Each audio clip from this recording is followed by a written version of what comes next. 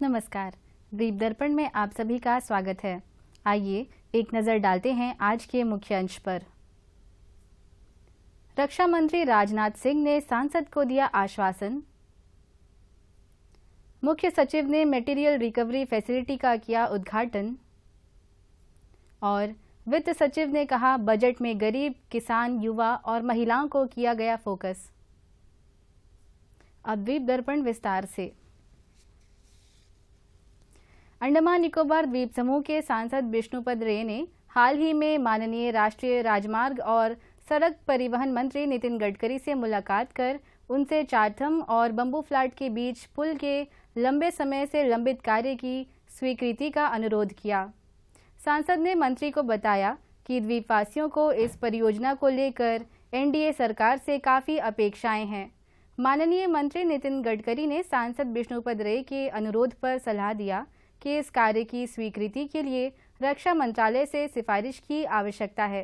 सांसद ने कल इस मुद्दे पर माननीय रक्षा मंत्री राजनाथ सिंह से मुलाकात की और चारथम और बम्बू फ्लैट के बीच पुल के कार्य की स्वीकृति के लिए सिफारिश का अनुरोध किया। माननीय रक्षा मंत्री ने सांसद विष्णुपद रे के अनुरोध पर प्रतिक्रिया देते हुए उन्हें आश्वस्त किया कि वे इस प्रपोजल पर सकारात्मक दृष्टिकोण रखेंगे और अपने सिफारिश को जल्द से जल्द राष्ट्रीय राजमार्ग और सड़क परिवहन मंत्री को भेजेंगे। अंडमान तथा निकोबार द्वीप समूह के सांसद विष्णुपद रे ने कल नई दिल्ली में लोकसभा अध्यक्ष ओम बिरला से शिष्टाचार मुलाकात की। सामान्य चर्चा के दौरान श्री रे ने संसद में अंडमान निकोबार द्वीप समूह से संबंधित कुछ महत्वपूर्ण मुद्दों को उठाने के लिए उनसे पर्याप्त सहयोग एवं अवसर मांगा। अध्यक्ष ओम बिरला ने सांसद को अपनी ओर से हर संभव सहयोग का आश्वासन दिया। पोर्ट ब्लेयर नगरपालिका परिषद ने सतत शहरी विकास गिज इंडिया के सहयोग से वृक्षाबाद में मटेरियल रिकवरी फैसिलिटी सुविधा को स्थापित किया है। इस फैसिलिटी सुविधा का आज उद्घाटन हुआ। उद्घाटन समारोह में द्वीप प्रशासन के मुख्य सचिव केशव चंद्र मुख्य अतिथि थे।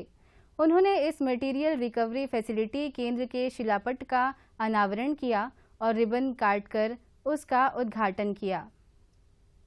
इस मौके पर गिज के निदेशक क्रिस्टिन कैफेंस्टीनर, नगरपालिका परिषद के सचिव अमित काले, परिषद के अध्यक्ष सुदीप राय शर्मा, परिषद और गिज के अधिकारी और पीबीएमसी के कर्मचारी मौजूद थे।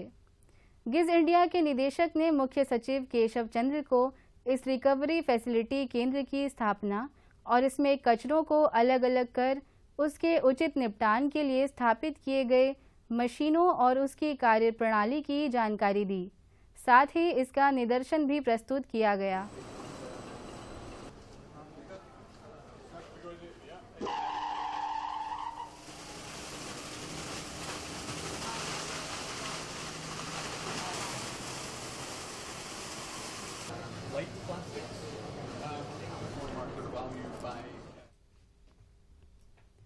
इस अवसर पर मुख्य सचिव ने नगरपालिका परिषद के बेहतरीन सफाई कर्मचारियों और पोर्ट ब्लेयर शहर में स्वच्छता पर सर्वाधिक अंक प्राप्त करने वाले हितधारकों को सम्मानित किया।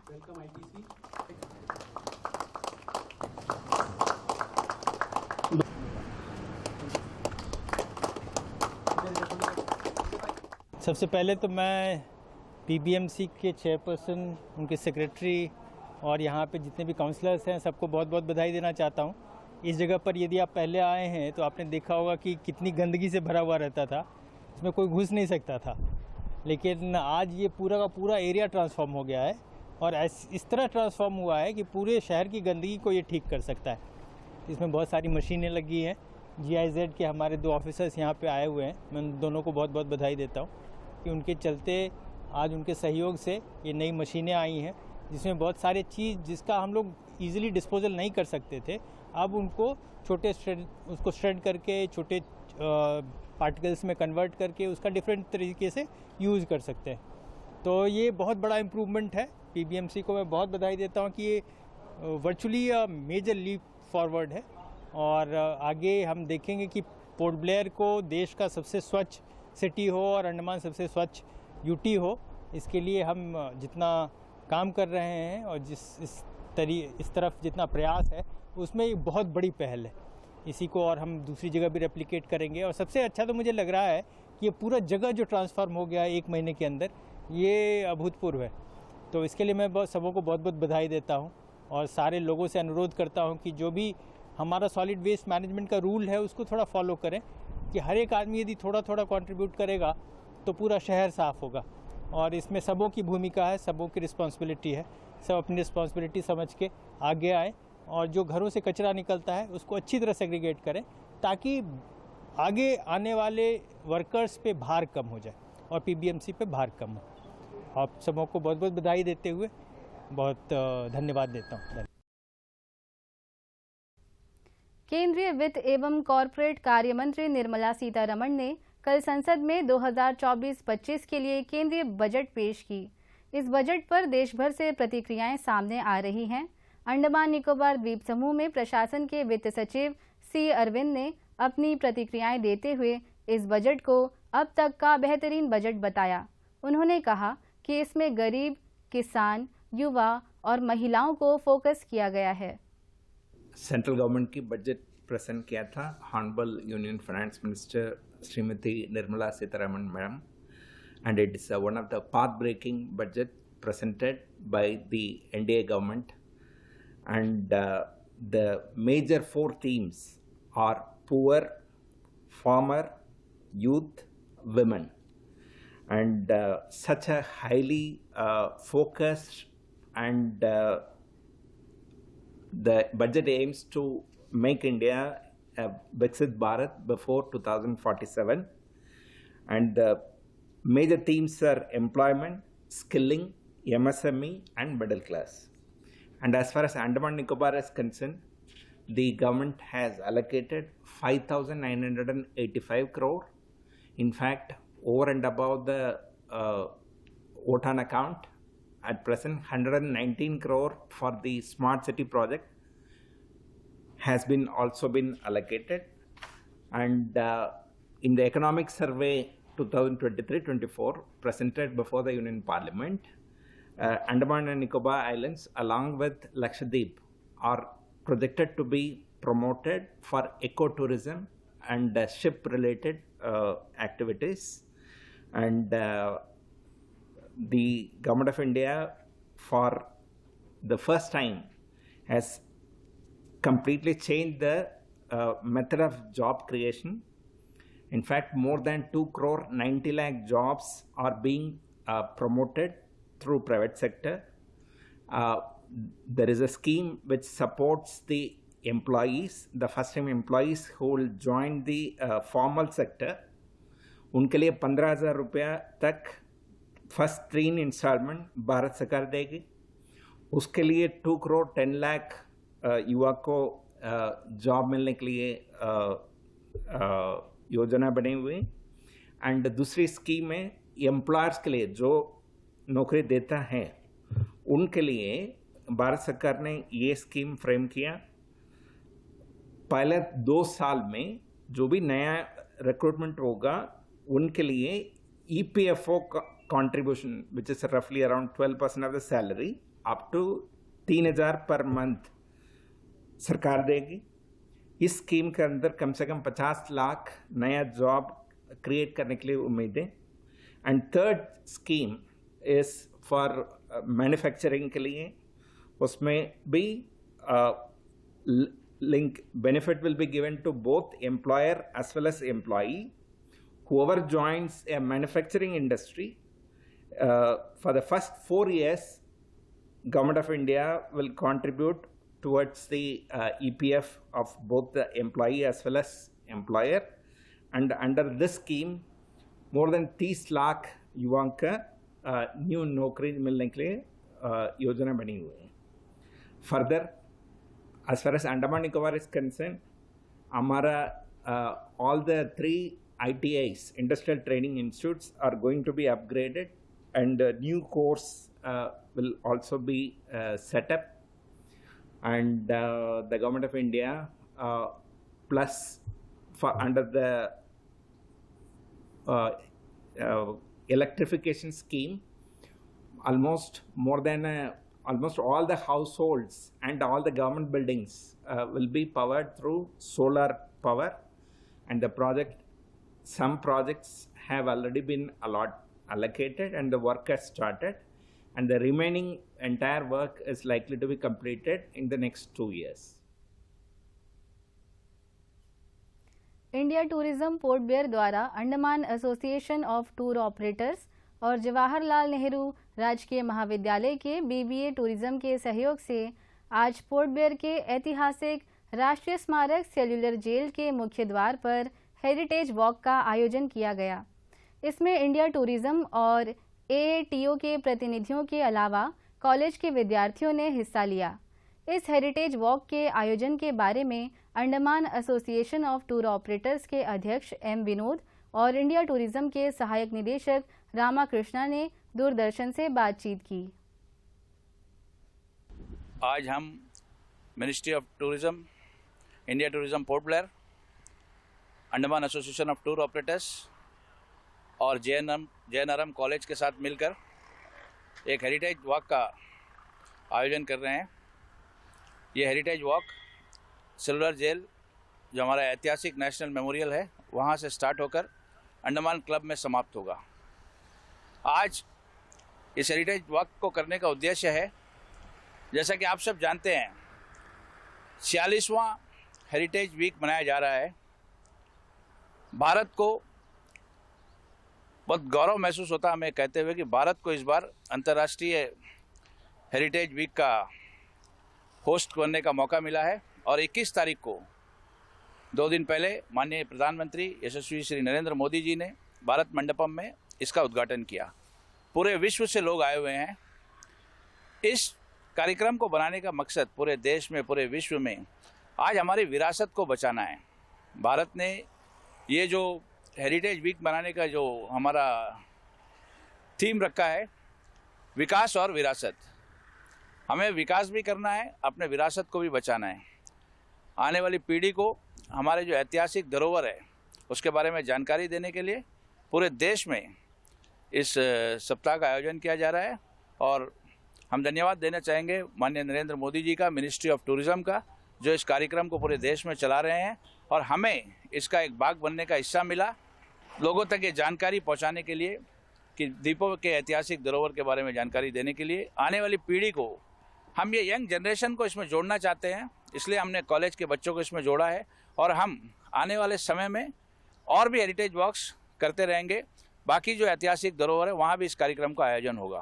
On behalf of Ministry of Tourism, to promote a heritage concept of India, this UNESCO organization, their heritage committee members are visiting India from last week. It's for a 10 days program. To promote the concept of heritage sector, we are organizing this heritage walk along with the AITO and JNRM students. It creates job opportunities among the young generation.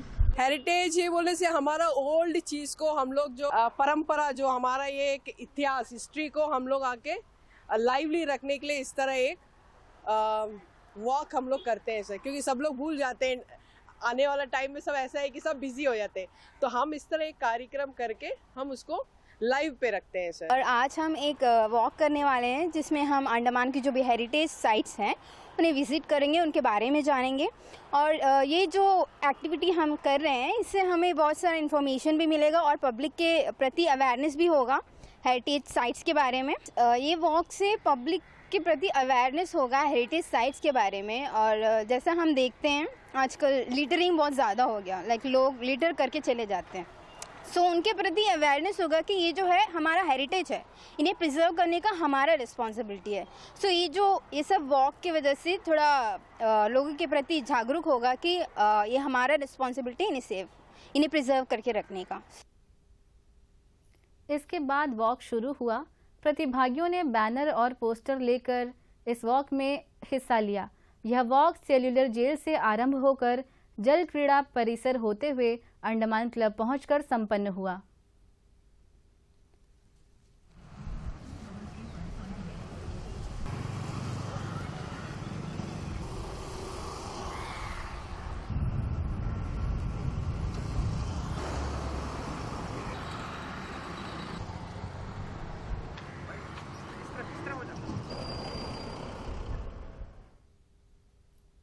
द्वीप दर्पण की अगली कड़ी इस break के बाद। প্রধানমন্ত্রী ফসল বীমা যোজনা প্রাকৃতিক দুর্যোগের পরিস্থিতিতে বীমা দ্বারা কৃষকদের আর্থিক সুরক্ষা দেওয়ার উদ্দেশ্যে এক পদক্ষেপ। বাড়ে বিশ্বাস যখন পাওয়া যায় সুবিধা। मेरी पॉलिसी मेरे हात। বাড়ে বিশ্বাস যখন নিজের ভাষায় পাওয়া যায় তথ্য। माझी पॉलिसी माझ्या हाती। বাড়ে বিশ্বাস যখন পৌঁছয় আপনার ফসল বীমা পলিসি আপনার কাছে। मारी पॉलिसी मारे हाथ। বাড়ে বিশ্বাস যখন পলিসির এক একটা কথা বোঝায় দুয়ারে এসে। एन पॉलिसी एन कैयल। हमने फसल बीमा योजना को अधिक प्रभावी बनाया, उसके दायरे में ज्यादा किसानों को लाए। আমার পলিসি আমার হাতে অভিযানের মাধ্যমে বীমা কোম্পানিগুলি পৌঁছে দিচ্ছে আপনার ফসল বীমা পলিসি আপনার দুয়ারে। নিজের ফসল বীমা পলিসি ও তথ্য নিতে অবশ্যই আসুন। ফসল বীমা সংক্রান্ত তথ্যের জন্য কৃষি রক্ষক পোর্টাল এবং হেল্পলাইন নাম্বার কল করুন। ফসল বীমা করাও, সুরক্ষা কবচ পাও।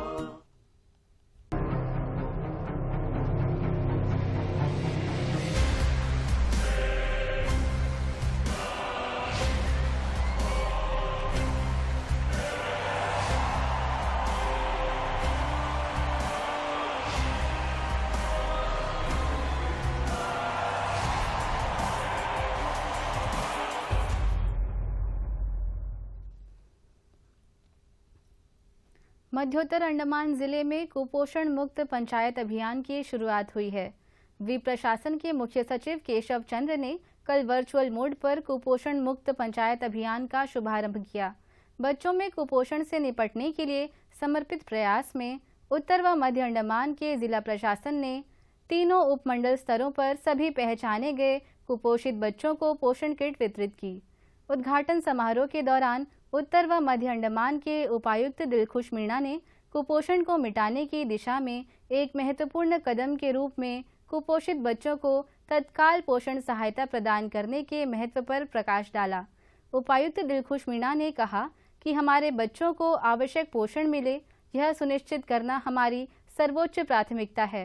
इन पोषण किटों का वितरण एक ठोस कार्रवाई है जो उत्तर व मध्य अंडमान जिले के लिए एक स्वस्थ और उज्जवल भविष्य को बढ़ावा देने के लिए हमारे समर्पण को दर्शाता है।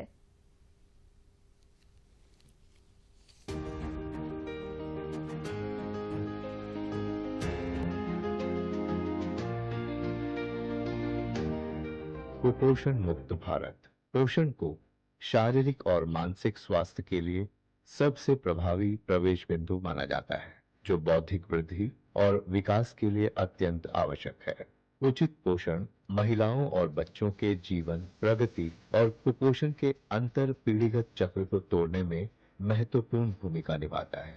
साथ ही समुदाय में स्वास्थ्य को सुधारने में भी मदद करता है। कुपोषण एक महत्वपूर्ण चुनौती है जिसे उचित पोषण की कमी के रूप में परिभाषित किया जा सकता है।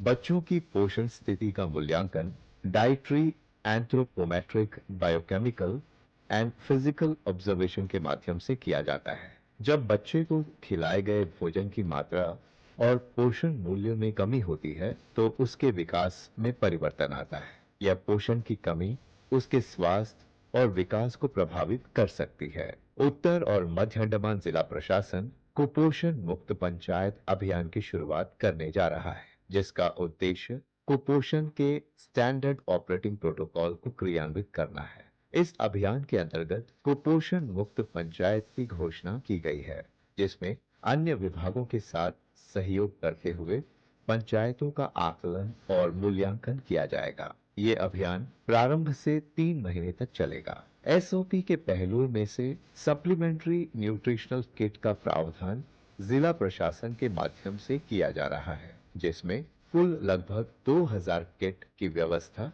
सीएसआर योगदान के माध्यम से की जा रही है, जिसमें हर महीने 650 किट अगले 3 महीने तक दिए जाएंगे। सामाजिक सहभागिता, सरकारी एवं गैर सरकारी संगठनों के सहयोग से इस पहल को आगे बढ़ाया जा रहा है। पंचायतवार कुपोषित बच्चों का आकलन और मूल्यांकन करने के लिए 3 चरण बनाए गए हैं। आंगनबाड़ी स्तर, आंगनबाड़ी कार्यकर्ताओं और मुख्य सेविकाओं द्वारा कुपोषित बच्चों के दिनचर्या के हिसाब से भोजन की व्यवस्था की जाएगी। साप्ताहिक परामर्श और बैठकों के माध्यम से कुपोषित बच्चों का होम बेस्ड फॉलोअप किया जाएगा, जिसमें पोषण संबंधी देखभाल और प्रतिक्रियाशील आहार शामिल होगा। बड़ी mother concept of A healthy mother child will become बड़ी मदर ऑफ मालनरिश्ड चाइल्ड को क्रियान्वित किया जाएगा। एपेटाइट टेस्ट का मूल्यांकन किया जाएगा।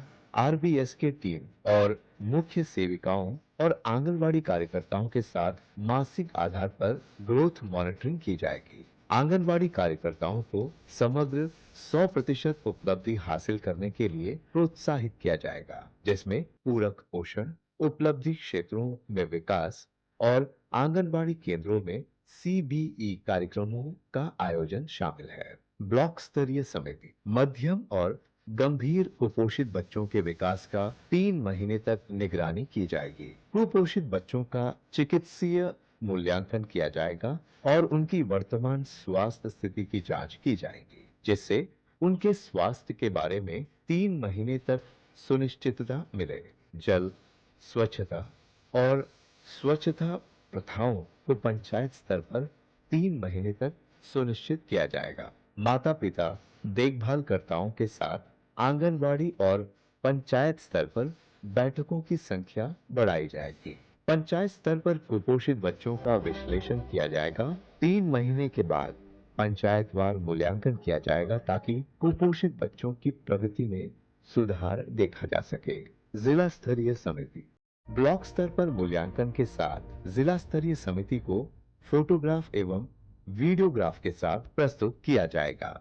समिति ग्राम पंचायत को कुपोषण मुक्त पुरस्कार देने की सिफारिश करेगी, जो ब्लॉक स्तरीय समिति द्वारा प्रस्तुत इनपुट के आधार पर प्रत्येक ब्लॉक में पंचायत को प्राप्त होगा।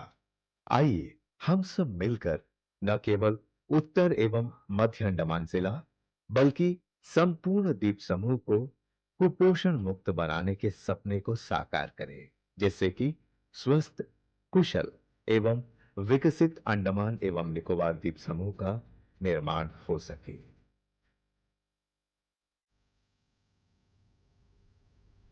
दक्षिण अंडमान शिक्षा क्षेत्र के स्कूलों के फुटबॉल टीमों के बीच अंतर स्कूल फुटबॉल नॉकआउट टूर्नामेंट का आयोजन हो रहा है। 14, 17 और 19 आयु वर्ग के लड़कों के लिए आयोजित हो रही इस प्रतियोगिता के मैच JNRM मैदान और भातु बस्ती मैदान में खेले जा रहे हैं। इस प्रतियोगिता में दक्षिण अंडमान जिले के सभी स्कूल भाग ले रहे हैं। ये हमारा इंटर स्कूल टूर्नामेंट है। इसमें इंटर स्कूल टूर्नामेंट में हमारा 3 ग्रुप का भी मैच होने मतलब शुरू हो गया 22 तारीख से। ये महीना 22 जुलाई से शुरू हुआ, जिसमें अंडर 14 बॉयज़, अंडर 19 बॉयज़ और अंडर 17 गर्ल्स जो आपका सामने अभी खेल रहे हैं। तो इसका है, इसमें से हम लोग पूरा इंटर स्कूल का जो बेस्ट बच्चों को हम लोग चूज़ करेंगे, चूज़ करके लेके हम लोग स्टेट स्कूल गेम में पार्टिसिपेट कराएंगे उसको। इसमें करीबन दोनों जोन में हमारा यहाँ हो रहा है और भातुबस स्कूल ग्राउंड में भी हो रहा है टूर्नामेंट। निकोबार में अलग हो रहा है इंटर स्कूल। ये हमारा साउथ अंडमान का टीम पार्टिसिपेट कर रहा है इसमें, जिसमें यहाँ से पोर्ट मोड से लेके हमारा पोर्ट ब्लेयर में जितना भी टीम है, जितना भी स्कूल है, स्कूल का सभी स्कूल पार्टिसिपेट कर रहे हैं इसमें से सिलेक्शन होगा। सिलेक्शन होने के बाद फिर हम लोग स्टेट स्कूल गेम के लिए बच्चा चूज़ करेंगे।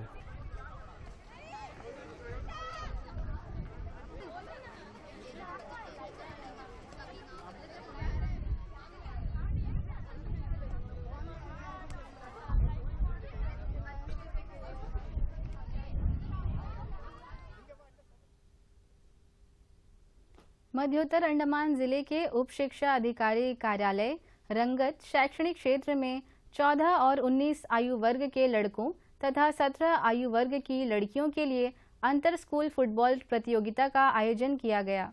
प्रतियोगिता 18 जुलाई को शुरू हुई। शिक्षा विभाग की ओर से आयोजित इस प्रतियोगिता में रंगत शैक्षणिक क्षेत्र से कुल मिलाकर 68 स्कूल फुटबॉल टीमों ने भाग लिया।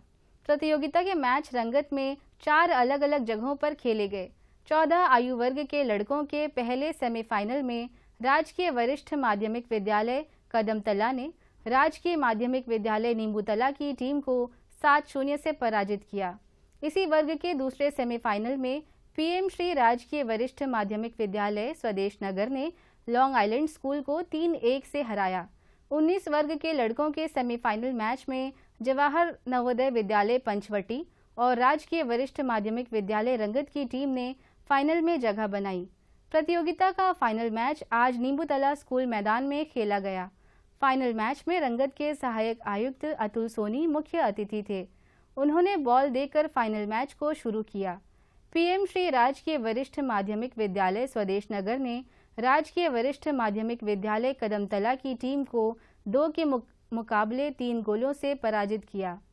17 आयु वर्ग लड़कियों के फाइनल में राजकीय वरिष्ठ माध्यमिक विद्यालय ओरल कच्छा की टीम ने पीएम श्री राजकीय वरिष्ठ माध्यमिक विद्यालय सबरी जंक्शन को 4-0 से शिकस्त दी।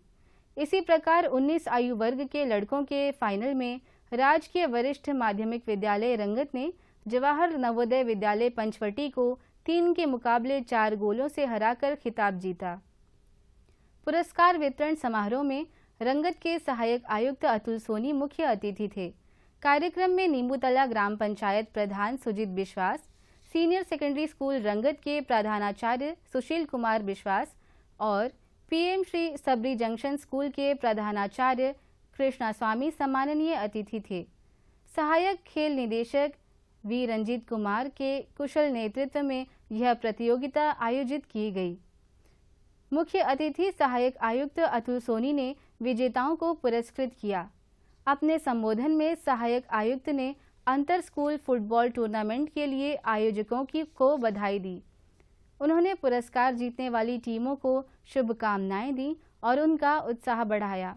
विजेता टीमें अगस्त महीने में पोर्ट ब्लेयर में होने वाले स्टेट लेवल फुटबॉल चैंपियनशिप में भाग लेंगी।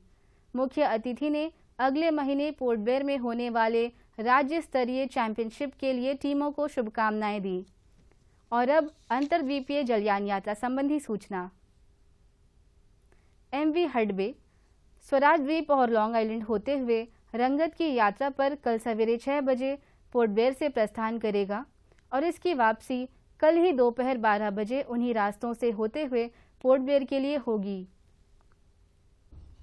एमवी लॉन्ग आइलैंड स्वराज द्वीप की यात्रा पर कल सवेरे 6:30 बजे पोर्ट ब्लेयर से प्रस्थान करेगा और इसकी वापसी कल ही सवेरे 9 बजे स्वराज द्वीप से पोर्ट ब्लेयर के लिए होगी।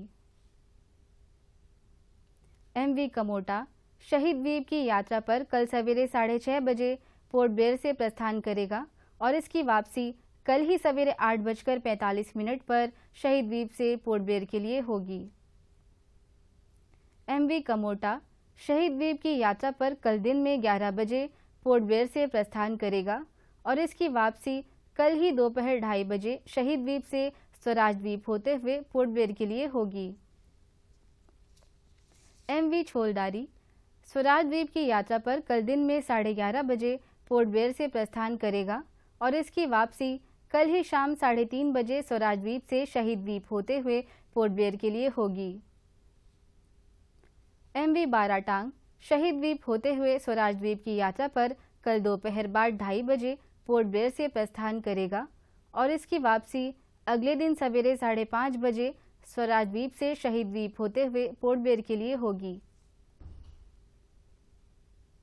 सभी जलयानों की यात्रा कार्यक्रम मौसम की स्थिति पर निर्भर होंगे। अंत में मुख्य अंश एक बार फिर। रक्षा मंत्री राजनाथ सिंह ने सांसद को दिया आश्वासन। मुख्य सचिव ने मटेरियल रिकवरी फैसिलिटी का किया उद्घाटन। और वित्त सचिव ने कहा बजट में गरीब, किसान, युवा और महिलाओं को किया गया फोकस। इसी के साथ ही आज का यह द्वीप दर्पण कार्यक्रम यहीं पर समाप्त होता है। नमस्कार।